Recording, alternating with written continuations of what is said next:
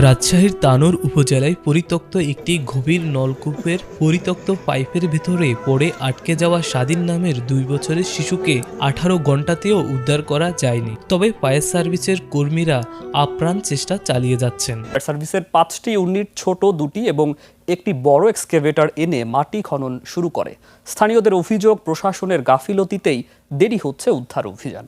Fire service জানায় আরও কয়েক ঘন্টার মধ্যেই উদ্ধার কাজ শেষ হওয়ার আশা করা হচ্ছে। উৎসুক জনতা সামলাতে ঘটনাস্থলে মোতায়েন করা হয়েছে সেনা।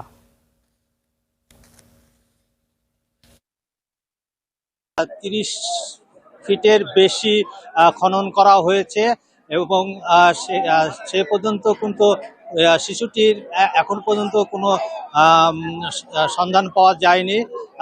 ফায়ার সার্ভিস কর্মীরা বলতেছে, আমাদের জানিয়েছেন যে শিশুটি হয়তো আরও নিচে থাকতে পারে। এখন পর্যন্ত কিন্তু খনন কাজ চলছে, যেখানে আপনারা দেখতে পাচ্ছেন যে গর্তে শিশুটি পড়ে গেছে সেখানে একটি পাইপ দেওয়া আছে। ওই পাইপটি কিন্তু এখন পুরোটাই দেখা যাচ্ছে, মানে ওই গর্তর এক পাশে কিন্তু সম্পূর্ণ মাটি সরিয়ে ফেলা হয়েছে এবং প্রায় 30 ফিটের বেশি খনন করার পরেও কিন্তু শিশুটির কোনো দেখা পাওয়া যায়নি।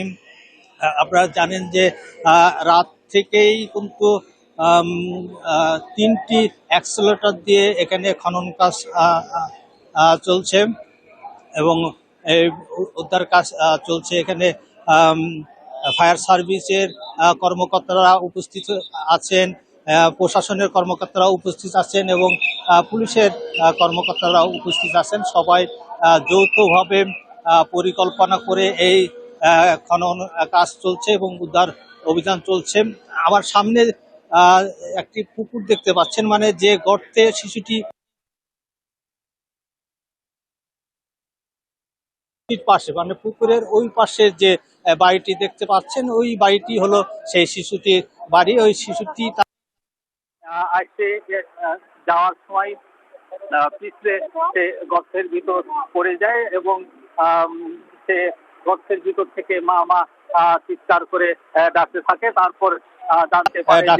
তারপর জানতে পারে যে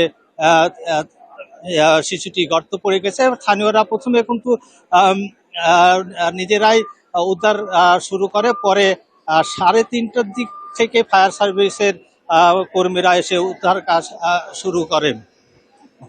এখন পর্যন্ত 21 ঘন্টা পেরিয়ে গেছে, কিন্তু শিশুটিকে এখন পর্যন্ত উদ্ধার করা যায়নি। তবে এখন পর্যন্ত এখনো কত ঘন্টা বা কতক্ষণ এই উদ্ধার কাজ লাগবে বা শিশুটিকে উদ্ধার করতে পারবে তা ফায়ার সার্ভিসের কর্মকর্তারা এখনো আমাদের জানাতে পারেনি। তারা জানাতে পারেনি।